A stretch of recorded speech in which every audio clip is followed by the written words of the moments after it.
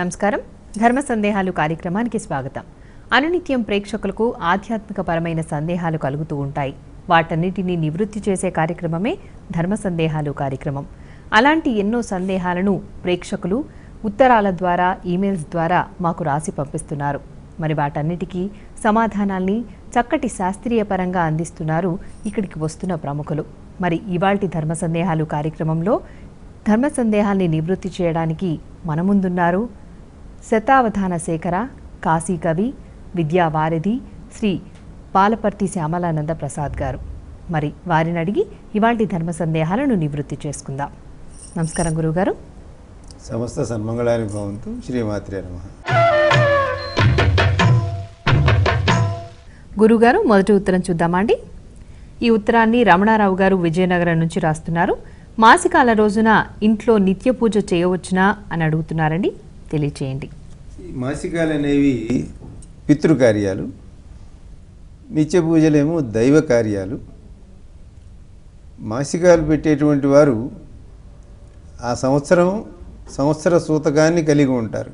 12 నెలలు వారు 12 మాసికములు, అట్లాగే త్రైపక్షికం, ఓన షాణ్మాసికం ఇవన్నీ కలిపి షోడశం 16 పెట్టిన తర్వాత వారు ఈ సూతకం నుంచి విముక్తులు అవుతారు.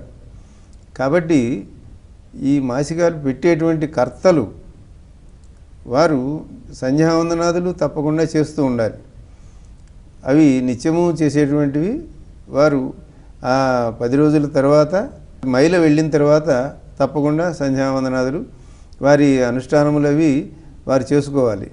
ఈ మిగిలిన దేవాలయములకు వెళ్ళటం ఇటువంటి వాటికి ఏటి సూతకం అనేది వర్తిస్తుంది. కానీ ఈ నిత్య పూజలకు మాసికం పెట్టబోయే ముందు సంధ్యావందనము అవి మానుకోమని కానీ, సంధ్యావందనం మానుకుని పితృకార్యం చేయమని కానీ మనకు ధర్మశాస్త్రం చెప్పటం లేదు. కాబట్టి తప్పకుండా ఇవి చేసుకుని భక్తి శ్రద్ధలతో పితృదేవతలకు పెట్టేటువంటి మాసికాలకు వారు కూడా సంతోషిస్తారు.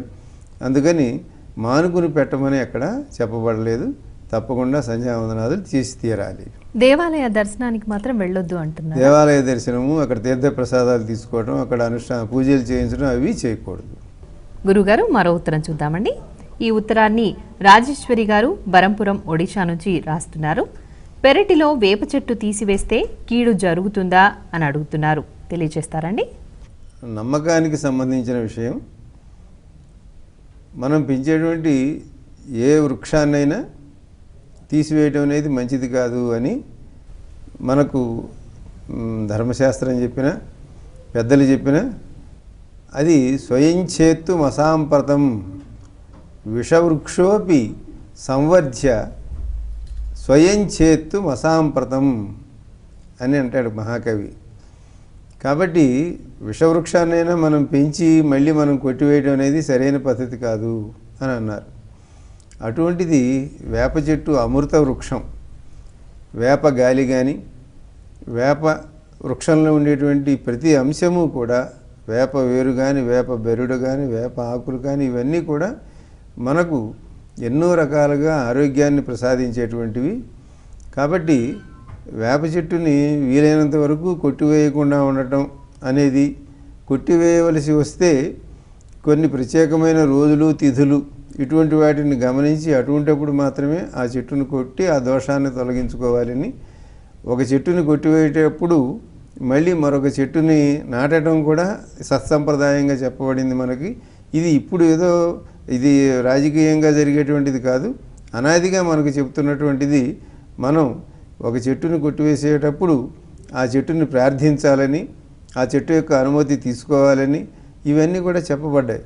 కాబట్టి వేప చెట్టు మనందరికీ ఈ భూలోక కల్పవృక్షంగా అనేక విధాలుగా మనకు ఉపయోగపడుతూ ఉండేది. కాబట్టి ఆ వేప చెట్టుని కొట్టివేయటం విషయంలో కొద్దిగా ఆలోచించి అత్యవసరమైన పరిస్థితుల్లో మాత్రమే దానిని మంగళవారం, శుక్రవారం ఇటువంటి రోజులు కాకుండా కొట్టివేసేందుకు పెద్దల నిర్ణయం ప్రకారం జరగండి.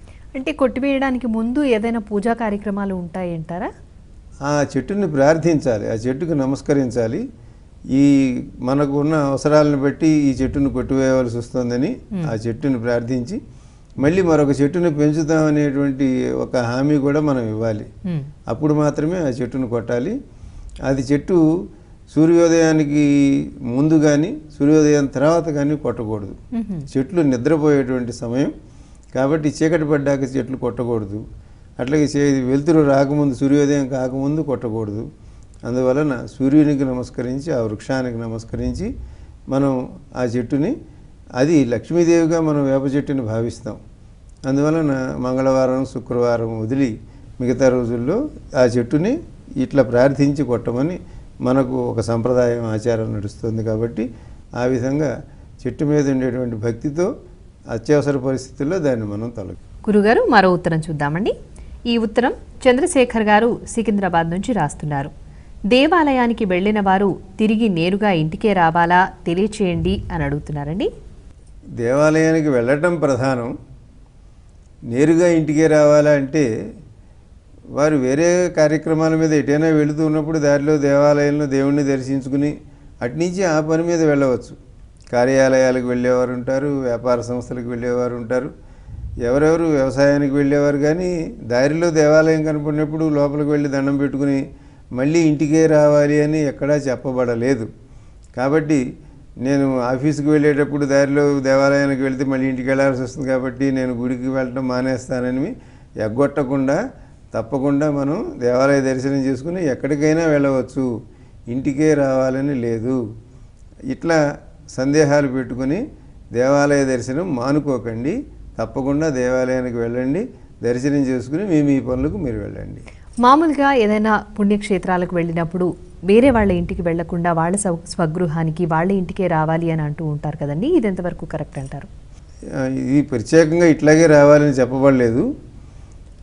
అయితే కొన్ని సందర్భాలలో అంటే అస్థికలు నిమజ్జనం చేయడానికి కానీ, లేకపోతే ఎవరైనా మరణించిన వారి ఇంటికి సంబంధించిన వారు మళ్ళీ పుట్టింటికి వెళ్ళి రావటం, వెళ్లకుండా మరొకరి ఇంటికి వెళ్ళకూడదు, ఇటువంటి నియమాలు ఆ సందర్భంలో ఉన్నాయి తప్ప దేవాలయానికి అంటే కాశీకి వెళ్ళిన వారు మళ్ళీ సరాసరి రామేశ్వరం వెళ్ళటం, అక్కడి నుంచి తెచ్చి ఇక్కడ అభిషేకం చేయటం, ఇక్కడ ఇసుక తీసుకువెళ్ళి అక్కడ వేయటం, ఇటువంటివి మధ్యలో ఎక్కడ ఆటంకం లేకుండా అనుకున్న తీర్థయాత్ర సంపూర్ణంగా జరపడం కోసం ఈ ఏర్పాట్లన్నీ జరిగాయి. ఆ రోజుల్లో కాలినడకన నెలల తరబడి సంవత్సరాల తరబడి తీర్థయాత్రలు జరిగేటువంటి సందర్భం కాబట్టి మళ్ళీ మన ఇంటికే రావటం, ఇంట్లో వాళ్ళందరికీ కనపడటం, అక్కడ ఉండే తీర్థ ప్రసాదాలు వస్తువులు విశేషాలు అందజేయడానికి ఇది ఒక కేంద్రం. పక్షి ఎంత దూరం తిరిగినా మళ్ళీ సాయంకాలానికి గూటికే చేరుతుంది అని అది ఒక సామెత. అట్లా ఇన్ని క్షేత్రములను దర్శించినటువంటి ఆ ఫలితాన్ని ఇంట్లో వారందరికీ చెప్పడం కానీ ఇంటి బాగోగులు కూడా చూసుకోవటం అనేది మానివేసి సంచారం చేయడం కుదరదు. కాబట్టి వేరే చోట్ల ఆగటం కాకుండా సరాసరి ఇక్కడికి రమ్మని అందుకోసం చెప్పబడింది. ఆంజనేయుడు తాను లంకకు వెళ్ళేటప్పుడు మధ్యలో కొంతమంది ఆతిథ్యం తీసుకోమని అడిగారు, వైనాకుడు అడిగాడు, ఇచ్చేది దానికోసం ఆశపడి ఆగిపోలేదు ఆయన. నేను ఎప్పుడు మధ్యలో ఒక పని అనుకున్న తర్వాత ఆగను అని చెప్పాడు. ఈయన శరహ శ్వసన విక్రమ, హనుమంతుడు రాముడు విడిచిపెట్టిన బాణంలాగా వెళ్ళాడు. మనం వేసిన బాణం మధ్యలో ఎక్కడ ఆగి వెళ్ళదు, లక్ష్యానికి సరాసరి వెళ్తుంది.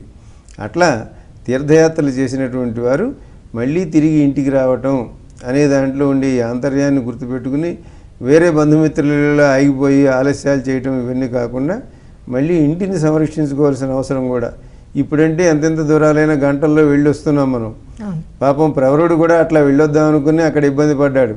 ఇంటి దగ్గర మళ్ళీ తల్లిదండ్రులు, పెద్దలు, భార్య వీళ్ళందరూ ఏమైపోతున్నారని ఆ కొద్దిసేపట్లోనే ఆయన బాధపడ్డాడు. కాబట్టి తప్పకుండా ఇంటికి రావాలి అనే నియమం అందుకోసం చెప్పబడింది. దాని గురించి ఇది తప్పకుండా మనం జరగాలి అని ఈ కార్యక్రమంలో ఎందుకోసం రావాలి అంటే గృహస్థుడు మళ్ళీ గృహానికి చేరటం, అది దీంట్లో ఉండే అంతర్గతం. గారు మరో ఉత్తరం చూద్దామండి. ఈ ఉత్తరాన్ని వసుంధర గారు ఏలూరు నుంచి రాస్తున్నారు. ఇంట్లో పావురాలు, తాబేళ్లు పెంచవచ్చునా తెలియచేయండి అని అడుగుతున్నారండి. ఇంట్లో పశుపక్ష్యాదులను పెంచడం అనేది మనకు సమ్మతమైనటువంటి విషయమే, అది సంప్రదాయంగా వస్తున్నటువంటి సందర్భమే. పశుపక్ష్యాదుల యొక్క గాలి తగలటం వలన వాటి నుంచి వచ్చే ఫలితాలను మనం అనుభవించడం ఇవన్నీ జరుగుతున్నాయి. ఆవులు, గేదెలు లాంటి వాటి వలన, దున్నపోతులు, ఆబోతులు ఇటువంటి వాటిని పెంచడం వలన వ్యవసాయాదులకు మన ఇంట్లో కావాల్సినటువంటి క్షీరోత్పత్తులు వాటన్నిటిని మనం పొందుతున్నాం. అట్లాగే పావురములను పెంచడం వల్ల పావురముల గాలి తగిలినట్లయితే మనకు ఈ పక్షవాతం లాంటి అనారోగ్యాలు రాకుండా ఉంటాయని, మేలు కలుగుతుందని చెబుతూ ఉంటారు. అట్లాంటి వాటి యొక్క శుభప్రదమైనటువంటి గాలి మనకు తగలటం, అట్లాగే ఈ కూర్మ అవతారమైనటువంటి తాబేల్ని పెంచడం అంటే మన దొడ్లో బావిలో వేసేవాళ్ళు పూర్వం. అప్పుడు అందులో ఉండేటువంటి మాలిన్యమునంతటిని కూడా ఆ తాబేళ్లు నశింపజేస్తాయని, మనం బావిలో నీళ్లను పవిత్రంగా స్వచ్ఛంగా వాడుకోవచ్చని, వడగట్టినట్టుగా అందులో ఉండే సూక్ష్మజీవులు వాటన్నిటిని తాబేలు లేకుండా చేస్తుందని చెప్తూ ఉంటారు. కాబట్టి పావురాళ్లను తాబేళ్లను పెంచడం అనేది అందుకోసం మనం పెంచాలి. వాటిని మనం ఆహారంగా స్వీకరించడం కోసం అటువంటి ఉద్దేశంతో కాకుండా సదుద్దేశంతో పెంచినట్టయితే ఎట్టి దోషము లేదు, తప్పకుండా వాటిని పెంచుకోవచ్చు. గురుగారు, మరో ఉత్తరం చూద్దామండి. ఈ ఉత్తరాన్ని ప్రియదర్శిని గారు హైదరాబాద్ నుంచి రాస్తున్నారు. గర్భవతిగా ఉన్నప్పుడు ఆలయాలకు వెళ్ళవచ్చునా తెలియచేయండి అని కోరుతున్నారండి. ఇది అనాదిగా ఉన్న ఆచారం, సంప్రదాయం. దీనికి మనకు గర్భవతిగా ఉన్నటువంటి స్త్రీ ఎప్పటి వరకు ప్రయాణాలు చేయవచ్చు, ఎంత దూరం వెళ్ళవచ్చు, వీటన్నిటికీ అప్పటి ఆరోగ్య పరిస్థితులను బట్టి వారు ఏర్పాటు చేసినటువంటి నియమాలు. ఇప్పటి వైద్య శాస్త్రం కూడా అసలు మొదటి నెల నుంచే కదలకూడదని, వీరందరికీ బెడ్ రెస్ట్ లాంటివి ఇటువంటి సూచనలన్నీ జరుగుతున్నాయి. కాబట్టి గర్భవతి ఆ గర్భం నిలబడే విధంగాను, స్థిరంగా ఉండేట్టుగా, అందరికీ అన్ని విధాలుగాను ఆరోగ్యంగా ఉండడం కుదరదు. కాబట్టి ఈ నియమాలన్నీ ఏర్పాటు చేయబడ్డాయి. అయితే 7వ నెల అది వారికి ప్రసవ మాసంగా చెప్పబడింది. 7వ నెల నుంచి ఎప్పుడైనా ప్రసవం జరగచ్చని. 7వ నెల లోపు దగ్గరలో ఉండేటువంటి దేవాలయాలు, అంటే ఎత్తుగా ఉండేవి, మెట్లు ఉండేవి, అట్లాగే దేవాలయాలు కొండల మీద ఉండేటువంటి దేవాలయాలకు అటువంటి వాటికి వెళ్ళకూడదు, నదులు దాటకూడదు, కొండలు ఎక్కకూడదు, ఇటువంటివి ఎన్నో నియమాలు గర్భిణీ స్త్రీలకు చెప్పబడ్డాయి. తప్పని పరిస్థితుల్లో ఈ హద్దు 7వ నెల నుంచి ఆ గర్భిణీ స్త్రీ కానీ ఆమె భర్త కూడా వెళ్ళకూడదు అనే నియమం కూడా చెప్పబడింది. ఎందుకంటే అప్పటి నుంచి వాళ్ళకి జాతాశౌచం, అంటే పిల్లలు పుట్టినప్పుడు వచ్చేటువంటి మైలను జాతాశౌచము అంటారు. ఆ విధంగా వారి ఇంట్లో ఏ శుభకార్యములు కానీ, పుణ్యకార్యములు, అలాగే దేవాలయ దర్శనానికి వాళ్ళకి అర్హత పోతుంది అని చెప్పబడింది. ఎందుకోసం అంటే జాగ్రత్తలు తీసుకోవడం కోసం, ఇల్లు కదలకుండా ఉండటం కోసం, ఆరోగ్యం కోసం, వీటన్నిటికీ.